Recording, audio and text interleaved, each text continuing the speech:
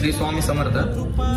जीवनामध्ये कधी कधी आपल्याला खूप दुःखांचा, अडचणींचा आणि संकटांचा सामना करावा लागतो. पण एक गोष्ट लक्षात ठेवा, एखाद्या गुलाबाच्या झाडावरचं गुलाबाचं फुल आपल्याला आवडलं आणि ते आपण तोडण्याचा प्रयत्न केला तर त्या झाडाचे काटे कधी कधी आपल्याला टोचतात.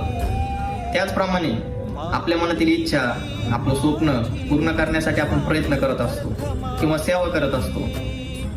पण त्याच्याऐवजी आपल्याला संकटांचा, दुःखांचा सामना करावा लागतो, त्याच्याशी लढावं लागतं. पण हे आपल्या कर्माचे भोग असतात, ते आपल्यामध्ये येत असतात.